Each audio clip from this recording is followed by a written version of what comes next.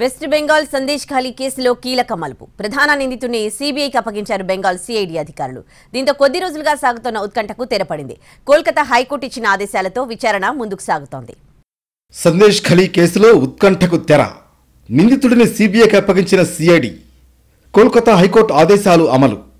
West Bengal Sandesh ఖాళీ case ప్రధాన నిందితుడు షేక్ షాజహాన్ అప్పగింతపై ఉత్కంఠ వీడింది.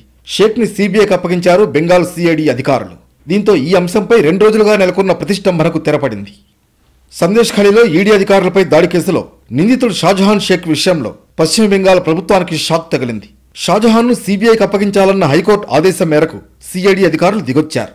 అయితే వాస్తవానికి కేసు దర్యాప్తును సీబీఐకి అప్పగిస్తూ ఈ నెల 5నే ఆదేశాలిచ్చింది. కానీ మమతా సర్కార్ సుప్రీంకోర్టును ఆశ్రయించింది. తక్షణమే కేసుపై విచారణ జరపలేమని న్యాయస్థానం తేల్చడంతో సీబీఐ కేసు నమోదు చేసింది.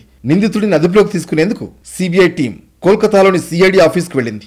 అయితే షాజహాన్ అప్పగింతకు అక్కడి పోలీసులు నిరాకరించారు. 2 గంటల పాటు వేచి చూసిన సీబీఐ టీం ఖాళీ చేతులతో వెనుదిరగాల్సొచ్చింది. సీబీఐ మరోసారి హైకోర్టును ఆశ్రయించింది. సుప్రీంకోర్టు ఎలాంటి స్టే ఇవ్వకపోవడంతో నిందితుడిని వెంటనే సీబీఐకి అప్పగించాలని ఆదేశించింది. కోర్టు ఆదేశాలతో సిఐడి అధికారులు షాజహాన్ను సీబీఐకి అప్పగించడంతో ఉత్కంఠకు ఫుల్ స్టాప్ పడింది.